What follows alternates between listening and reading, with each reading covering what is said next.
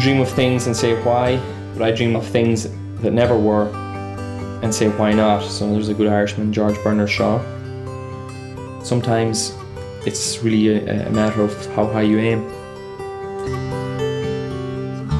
The 3 charities we raised money for was firstly in Ireland the Irish Cancer Society, secondly in Canada the Ovarian Cancer Canada, and then stateside the Lance Armstrong Foundation.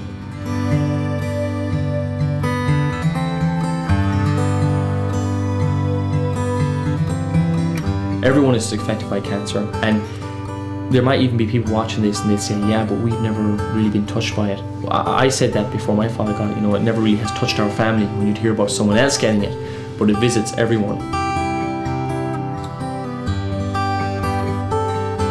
Even though it started out as me wanting to do something with my father's memory, I didn't want it to become about one person, even my one beloved person. I didn't want it to just become about... I sensed fairly quickly that everyone suffers from this, so it had to be about something bigger than just one person.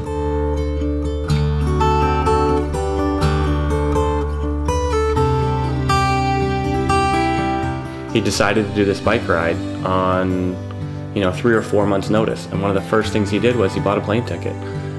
For 5 months later, he bought his plane ticket to Vancouver one way. He had no bike, he had no motorhome, he had no support crew, and he just said, I'm going to do it. I am going to do it.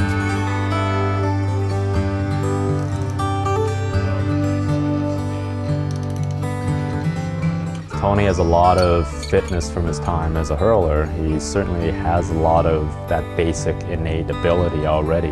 The key was to allow him to get used to the bike so that he can express his fitness on the bike. What I've been focusing on earlier on was pacing. Because this is not a 70-minute hurling match, he can't just go all out and then have nothing else for the rest of the day and for the days after that.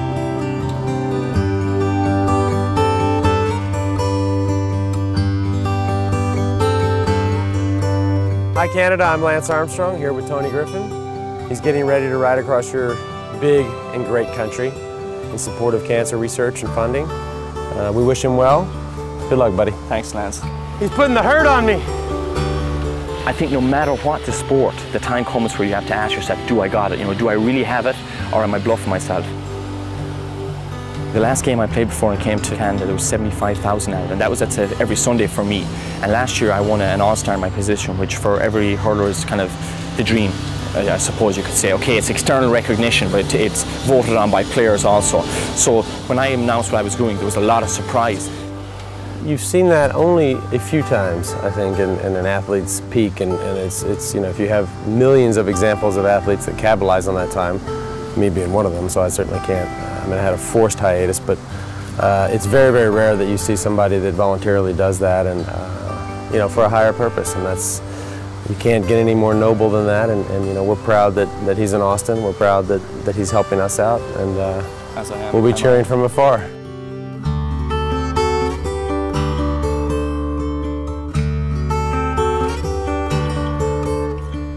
So after 4 months of planning, on a very Irish morning, just starting to brighten up, you can probably hear the waves lapping to our left, we're ready to leave. So the 7,000-kilometre ride for the Cure in Vancouver, British Columbia, is just about to start, and I have to say everyone here is very excited that we're here at this stage.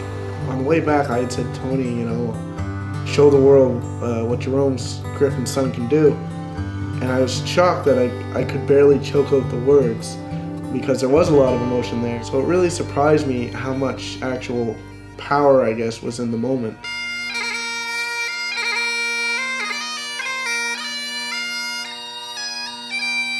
We left on Wednesday morning. The Piper played a song which they play before all the hurling games, and I got the same feeling as if I was going into almost a battle, and that's what it's been. It's been a daily battle, only a different type of battle, because I wake up in the morning and the first thing I feel is my legs. I feel the fact that they're sore and stiff and tight. See you guys, thanks for everything. Well done. Tony came up with this idea and brought the rest of us all along, and look what it's turned into. And to be part of that is something that still today gives me chills, even to be brought back to this. One thing I would say that to people is, believe, because it can happen. Would you be in your house?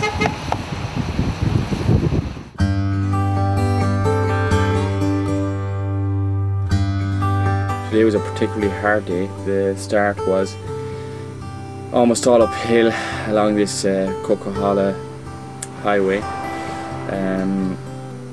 It was quite testing. There was many times during it I thought there's no way I'm going to do another 50 of these days, I just can't do it. What a strong heart and spirit this guy has to be able to do what he did every single day, because unless you were here to see it, you just wouldn't know how hard it is. And I biked a lot, and I'll tell you, to do it 150k day after day, I don't know how. You have to be in some shape, and not only be in good shape, but you just have to have the will and drive to just do it, because otherwise it's so easy to quit. It's funny seeing myself being interviewed. I can see I'm starting to lose weight in my face. That's really just after 2 days, but it's just so hard to try and keep eating the amount of food that we really need to. As Matt said in one of his interviews, one of the things that really struck me over the last 2 days was people's kindness.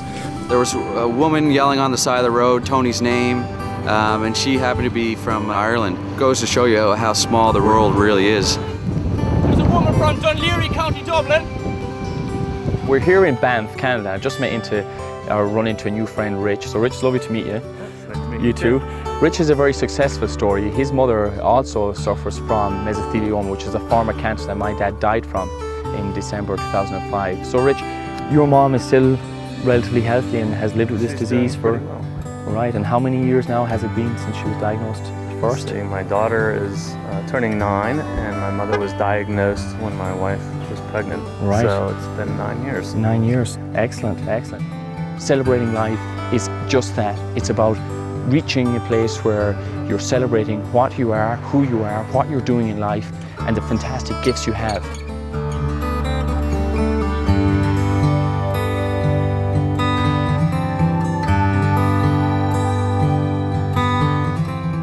So day 42 of the 7,000 kilometre ride for the cure. We're in Nicollet, Quebec, so far we've 5,500 kilometres done, if you can believe it. Sometimes I find it hard to believe that we've gone that far.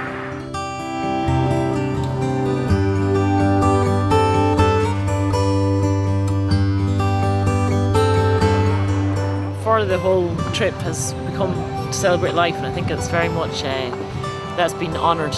Those people who can do something, they're doing it for those who can't.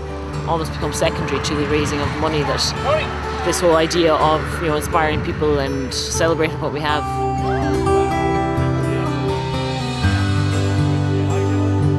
Doing it in memory of Dad and in memory of all the people who have maybe passed away from cancer, and this is about helping people who have cancer at the moment. And you're up early as well. People coming out want to support, want to help each other, and I don't think it would have been possible this cycle without everybody else helping out.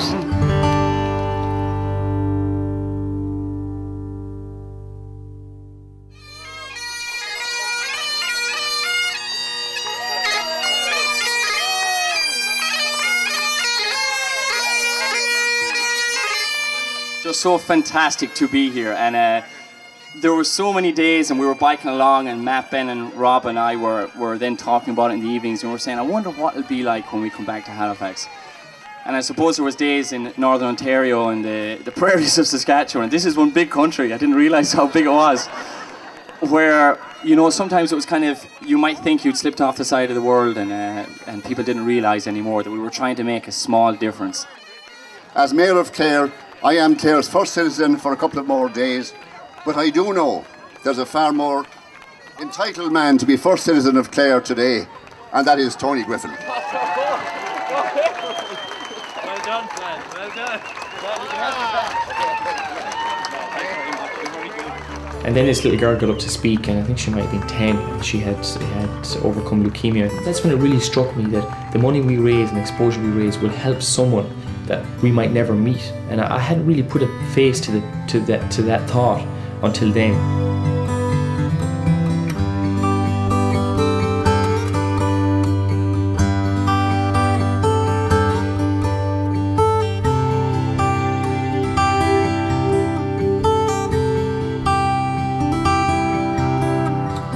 When we got to Ireland, we left Dublin. There was 120 of us, and we started off. We got midway through the country to Athlone.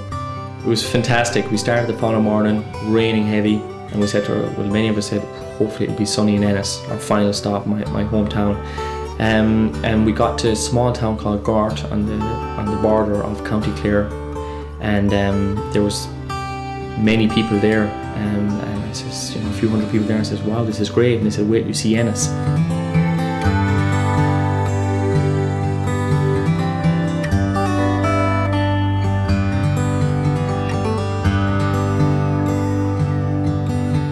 And as we're getting there, people were on the roads, there was cars parked in opposite directions, just there to support us.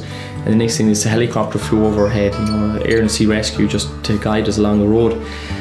And it was surreal, you know, it was really surreal, because we turned the corner and I could see, you know, knowing the streets of Ennis so well, it's a medieval town with small streets, and to see, you know, 5,000–7,000 people line that street, and we had a group of kids cycling in front of us, and we had 120 cyclists. It was incredible.